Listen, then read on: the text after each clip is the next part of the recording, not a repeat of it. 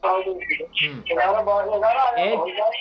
एक चीज़ हम ये पढ़ेंगे कि हम ए को कब इस्तेमाल करते हैं और एन को कब इस्तेमाल करते हैं। जैसे अगर हमको कहना हो एक किताब हमको कहनी हो, फिर या आपको कहना हो कि एक मोबाइल हमको कहना हो, एक मार्कर हमको कहना हो, एक डस्टर हमको कहना हो, एक आदमी है, एक घर है, एक दुकान है, तो एक का जो माना हम निकालते हैं उनको हम इंग्लिश में कैसे बोलेंगे, ये आज के सबक में हम पढ़ेंगे। क्योंकि बहुत सारे लोग होमवर्क में आगे चल के गलती करेंगे। अगर आपको कहना होगा कि मेरे पास एक किताब है, तो एक किताब का तर्जुमा आप कैसे करेंगे? एक का। मेरे पास आप कह लें कि एक मोबाइल है, तो एक मोबाइल का तर्जुमा आप कैसे करेंगे? ये इसमें आप आगे चल के गलती करेंगे। इस वजह से ये बुनियादी चीज़ है, इसको आज के सबक में हम ख़त्म करेंगे, ये हम पढ़ेंगे।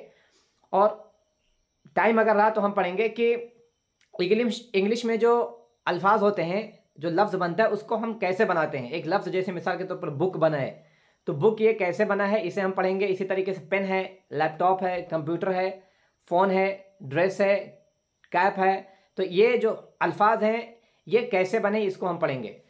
तो सबसे पहले देखिए, आपको हम एक स्क्रीन शेयर कर रहे हैं, उससे हम समझते हैं, आपको बआसानी बात समझ में आ जाएगी।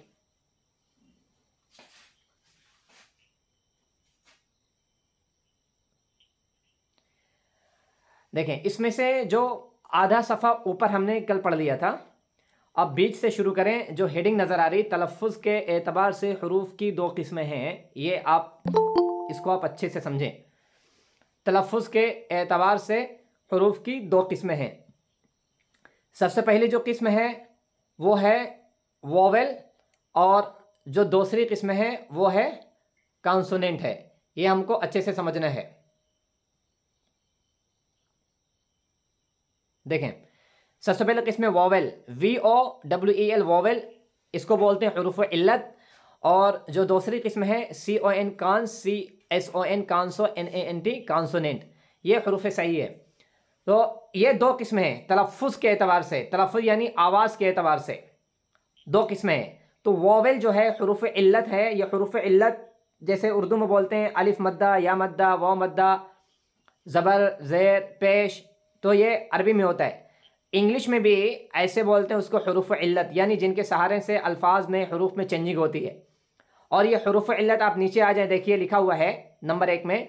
अंग्रेज़ी में हुरूफ इल्लत 5 होते हैं, यानी कि AEIOU, ये 5 हुरूफ इल्लत हैं। इसको बोलते हैं वोवेल। इंग्लिश में बोलते हैं वोवेल, उर्दू में बोलते हैं हुरूफ इल्लत।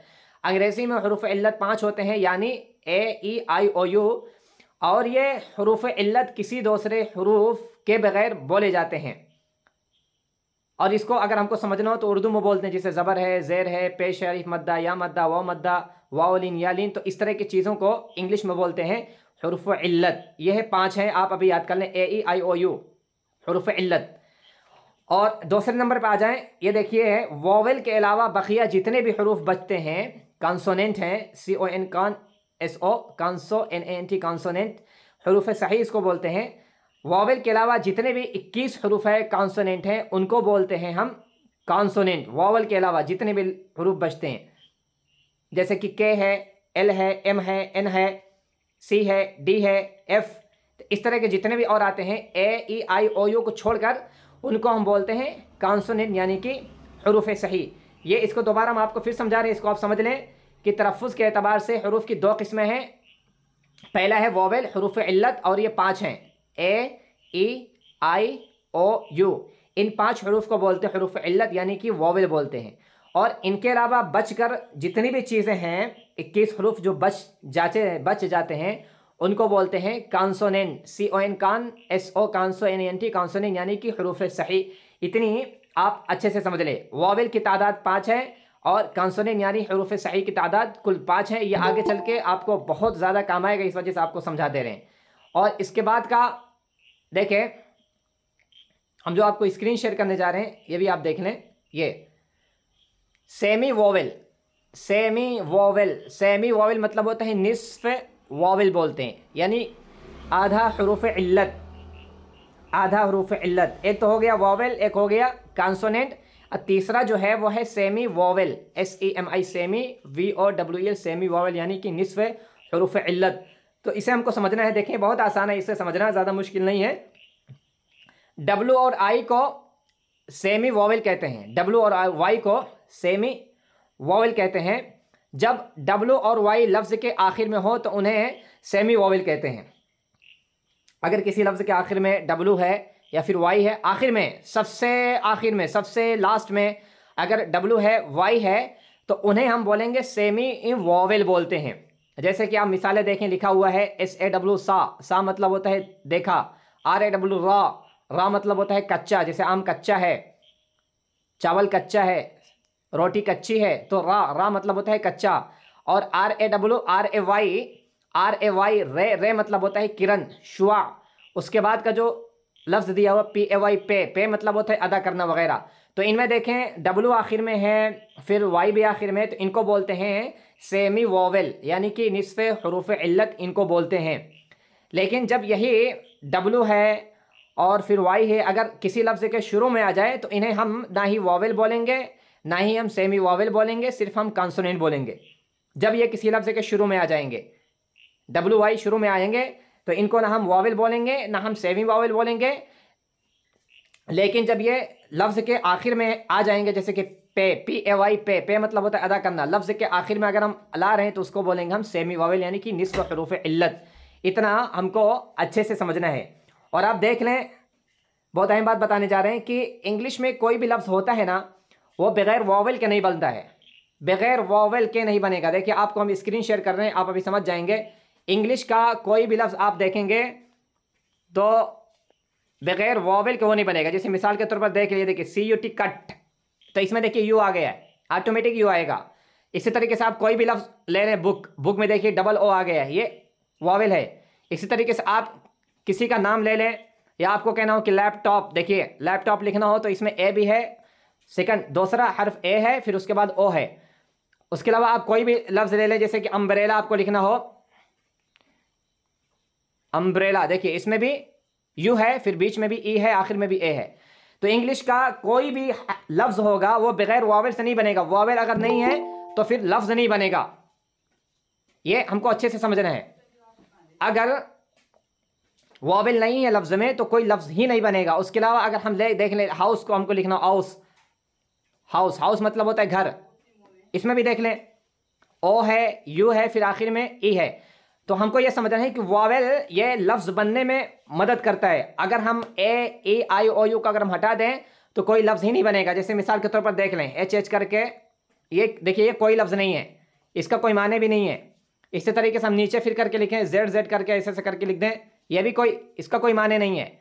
तो कोई भी लफ्ज़ बनेगा उसमें वॉवेल एक या तो रहेगा, या तो दो रहेगा, या तो तीन रहेगा, या तो चार रहेगा, लेकिन रहेगा हर हाल में, उससे मिलकर हम लफ्ज़ बनाते हैं। तो ये हमें बात ज़हन में रखनी है। और उसके अलावा जो नीचे हम देखें, यहाँ से हम जो शुरू करेंगे, अब निशानदेही आपको कर दे रहे हैं हम,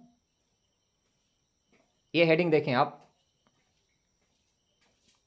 यहाँ से देखिए हुरूफ़ इल्लत और हुरूफ़ सही के इस्तेमाल का कायदा, ये आपको बहुत अच्छे से समझना है और इसकी मश्क भी करनी है बोलते वक्त।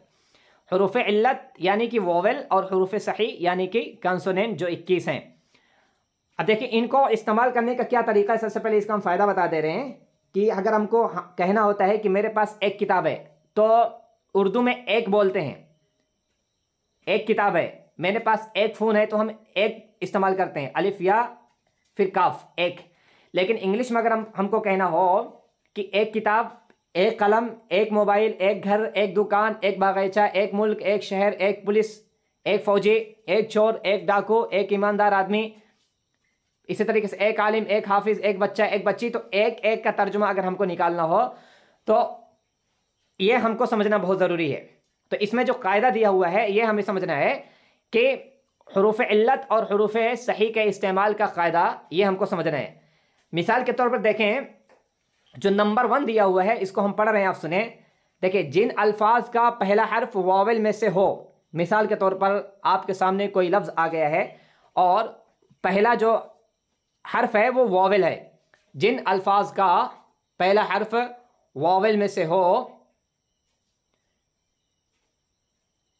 और उनका तलफ़्फ़ुज़ भी वावेल की ही आवाज़ से हो, वावेल की आवाज़ से हो, वावेल जैसे कि ए है, आई है, ओ है, यू है, वावेल की ही आवाज़ से हो, और हमें उस लफ्ज़ का एक का तर्जुमा निकालना हो तो उससे पहले हम इन का इस्तेमाल करते हैं। फिर एक बार हम समझा देते हैं, फिर आपको असल से समझाते हैं। जिन अल्फाज का पहला हर्फ वावेल में से कोई एक हो, वावेल में से कोई एक हो और उनका तलफ़ुज़ भी वावेल की ही आवाज़ से हो और हमें उस लफ्ज़ का एक का तर्जुमा निकालना हो तो उससे पहले हम इनका इस्तेमाल करते हैं। अब नीचे मिसालें देख लें। देखिए सबसे पहले जो मिसाल दी हुई है वो है अम्ब्रेला।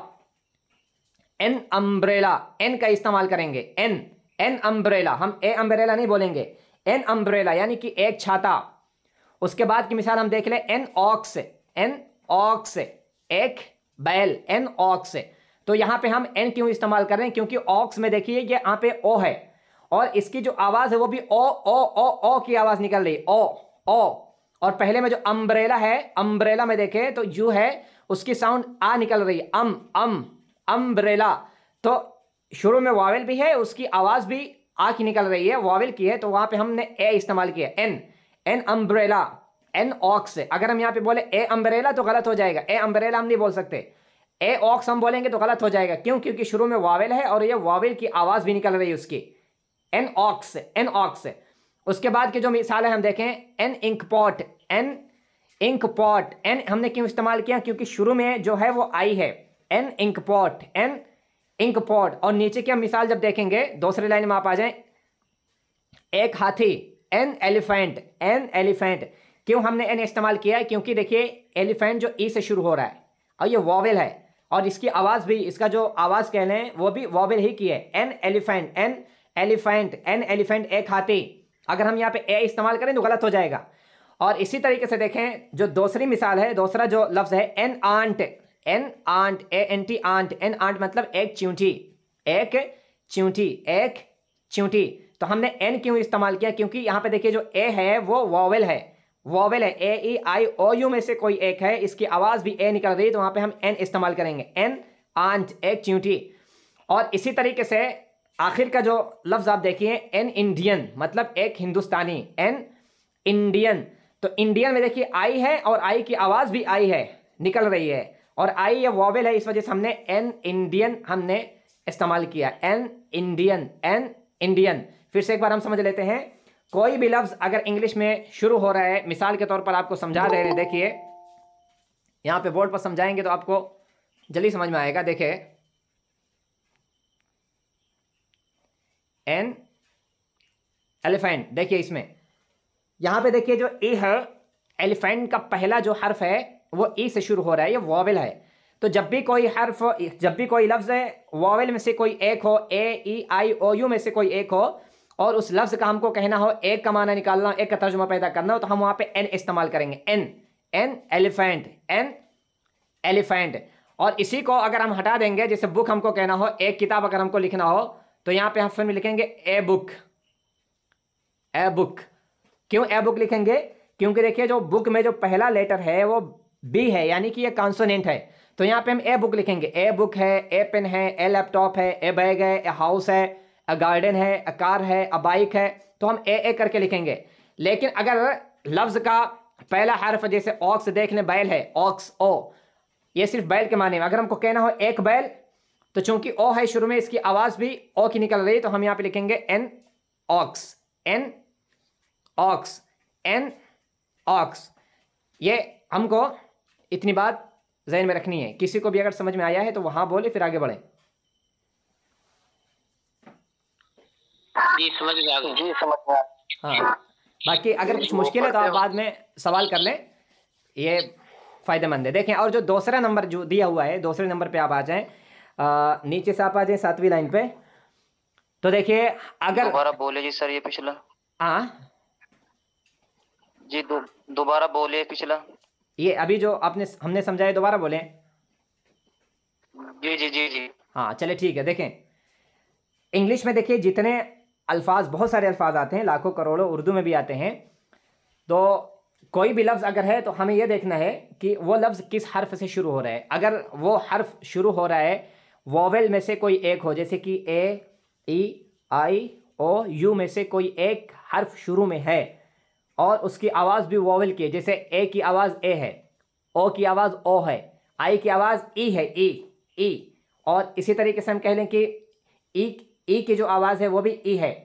तो इनकी अगर आवाज़ निकले और हमको उस लफ्ज़ का एक का माना निकालना हो, एक कलम, एक पेन, एक बागीचा, एक जहाज़, एक फ़्लाइट, एक ट्रेन, एक प्लेटफॉर्म, एक बुक, एक फॉर्म, एक एक का अगर हमको तर्जुमा निकालना हो तो वहाँ पे फिर हम एन का इस्तेमाल करते हैं। एन अगर शुरू में, लफ्ज़ के शुरू में जो पहला हर्फ है अगर वो वाविल में से कोई एक, आप देख लें यहाँ पे, ये अम्ब्रेला में देखें, ये अम्ब्रेला में देखें यू है, अम्ब्रेला, अम्ब्रेला, तो हमने एन इस्तेमाल किया है। आप नीचे वाले में आ जाए, यहाँ पे देखें, आप यहाँ देखें अम्ब्रेला, और नीचे में आप आ जाए तो एलिफेंट में आप देख लें, यहाँ पे ये एलिफेंट में देखिए ई है, एन एलिफेंट, ईस्ट से शुरू हुआ है तो हमने वहाँ पे एन इस्तेमाल किया। एन अम्ब्रेला ऊपर है, नीचे में एन एलिफेंट है, ये हमको समझना। और इसके बाद वाले में आप जब आएंगे, देखिए यहाँ पे आप आ जाए, जो दूसरी जो मिसाल है आप देखें,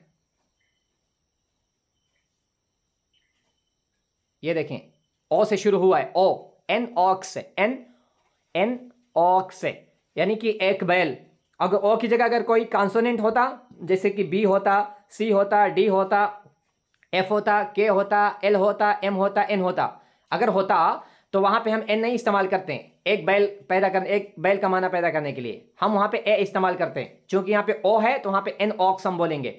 इसी तरीके से इस मिसाल में हम देख लें, देखिए ऊपर ये एन आंट, एक चींटी, ए एन टी, आंट मतलब होता है चींटी, तो यहाँ पे हमने एन इस्तेमाल किया। क्यों? क्योंकि आंट में जो शुरू का पहला हर्फ है वो ए है, an ant, an ant, an ant. ये हमको अच्छे से समझना है। बात इतनी समझ में आई है? जी हाँ। अब देखें जो दूसरा कायदा है, ये तो पहला हमने समझ लिया है, किसी लफ्ज़ का अगर पहला हर्फ जो है, पहला लफ्ज़ है, पहले लफ्ज़ में से पहला हर्फ अगर वो वॉवेल में से कोई एक हो और उसकी आवाज़ भी वॉवेल होनी चाहिए, वॉवेल होनी चाहिए, तो उस लफ्ज़ का हम एक का माना पैदा करने के लिए हम वहाँ पे इस्तेमाल करते हैं एन। ये पहला कायदा हुआ। दूसरे में आप देखें जो दूसरा कायदा है, अगर वॉवेल से शुरू होने वाले अल्फाज का तलफ़्फ़ुज़ कॉन्सोनेंट की आवाज़ से हो, बहुत सारे अल्फाज आपको ऐसे मिलेंगे कि वो शुरू होंगे वॉवेल से, लेकिन उनकी जो आवाज़ होगी ना वो कॉन्सोनेंट की नहीं होगी, कॉन्सोनेंट की नहीं होगी। जैसे मिसाल के तौर पर आपको दिखाते हैं, देखें, आप खुद ही ताज्जुब करेंगे। देखिए यूनिवर्सिटी, यूनिवर्सिटी में भी देख लें, यहाँ पे यू है, लेकिन यहाँ पे जो इसकी आवाज़ है ना वो यू किया है। यू आप उर्दू में लिखें कॉपी में तो या वाव पेश यू लिखेंगे, ओ नहीं लिखेंगे, यू।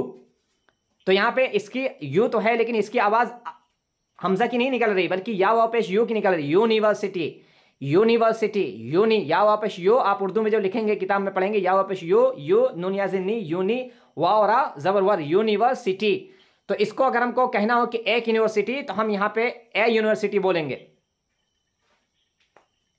एन यूनिवर्सिटी नहीं बोलेंगे। क्यों नहीं बोलेंगे? क्योंकि यहाँ पे वॉवेल तो है लेकिन इसकी जो आवाज़ है ना, इसका जो तलफ़्फ़ुज़ है वो यू की नहीं है, वो यू की नहीं है बल्कि या की निकल रही है। यूनिवर्सिटी, यूनी वो सिटी, यूनी वो सिटी। तो इस तरीके से हमको और देखना हो। देखिए यूज़फुल मतलब होता है, देखिए यूज़फुल, यूज़फुल मतलब होता है फ़ायदेमंद, यूज़फुल फ़ायदेमंद। तो यहाँ पे भी जो यू है ना, ये यू दरअसल अपनी आवाज़ में नहीं बल्कि या वापस यू की आवाज़ दे रहा। आप खुद बोल के देखें, आप अपने होठ को हिलाएं, यू, यू, यूनिवर्सिटी, यूनी, तो यहाँ पे यू की आवाज़ नहीं है बल्कि या की आवाज़ निकल रही है, या वापस यू, यूनिवर्सिटी। तो अगर हमको कहना हो कि एक मुफीद किताब तो हम बोलेंगे अ यूज़फुल बुक, अ यूज़फुल बुक। हम एन नहीं इस्तेमाल करेंगे, दोनों में एन नहीं इस्तेमाल करेंगे। ये हमारा दूसरा कायदा हो गया। दूसरा कायदा क्या है कि बहुत सारे अल्फाज ऐसे होंगे जो वावेल से शुरू तो होंगे लेकिन उनकी जो आवाज़ है ना वो वावेल के नहीं बल्कि कॉन्सोनेंट की होगी, कॉन्सोनेंट की होगी। तो इसमें देख लें जो यूनिवर्सिटी में जो यू शुरू हुआ है ये यू की आवाज़ नहीं बल्कि वाई की आवाज़ है, वाई। जैसे आप देख लें यहाँ पे यूनिवर्सिटी, देखिए ऐसे लिखा जाएगा ये यूनिवर्सिटी, इसकी दरअसल आवाज़ ये है यूनिवर्सिटी, ये इसकी दरअसल आवाज़ है यूनिवर्सिटी। और इसमें जो है, इसमें देखिए ये कैसी आवाज़ है, यूज़फुल, ये इसकी दरअसल आवाज़ है यूज़फुल। यूज़ वाई से शुरू हो गए तो वाई से ही शुरू हो रहा है, गर्चे दिखने में ये यू है। इसी तरीके से आपको और बहुत सारे अल्फाज मिलेंगे जो वावल से शुरू होंगे लेकिन उसकी आवाज़ वावल की नहीं होगी। तो वहाँ पे अगर हम एक का तर्जुमा करेंगे तो वहाँ पे बोलेंगे a university, a useful book. और इसके अलावा और भी मिसालें हैं, आपको दिखा दे रहे हैं, नीचे आके देखिए। अ यूज्ड मोबाइल, देखें इसको जूम कर दे रहे हैं फिर आपको समझ में आएगा। देखें यहाँ पे यूजफुल, यूज्ड फुल इस्तेमाल किया हुआ मोबाइल, इसका मतलब है अयूज्ड। तो यूज्ड में भी देखिए ये वाई की आवाज़ निकल रही, यूज्ड। इसमें भी आप देख लीजिए union, UNION, union bank. Union bank बहुत मशहूर बैंक है ये, यूनियन बैंक। तो इसमें भी वाई की आवाज़ निकल रही है, ऐसे देखिए ये वाई की आवाज़ निकल रही है, वाई की आवाज़, यूनियन यूनियन वाई की आवाज़ निकल रही, यूनियन। ऊपर में भी यूज्ड, वाई की आवाज़ निकल रही। और इसी तरीके से जब हम इधर आएंगे और साइड में जब हम आएंगे, ये देख लें, यहाँ पे हम आएंगे, ये देख लें, ये यूरोपियन है, यूरोपियन, EURO, यूरोपियन। यूरोपियन मतलब एक अमरीकी, यूरोपियन। तो इसमें जो ई है ये ई नहीं पढ़ा जाएगा बल्कि यू पढ़ा जाता है, यूरोपियन, यूरोपियन। तो इसमें भी वाई की आवाज़ है। तो ऐसी सूरत में हमको कहना हो कि एक अमरीकी या फिर एक मुफीद किताब, एक यूनिवर्सिटी, इस तरीके से और बहुत से अल्फाज आते हैं जो वो वावल तो रहता है लेकिन उसकी आवाज़ दरअसल वावल नहीं रहती, तो वहाँ पे हम ए इस्तेमाल करते हैं। ये भी बात अगर समझ में आएगी तो फिर आगे बढ़े हम लोग। जी जी।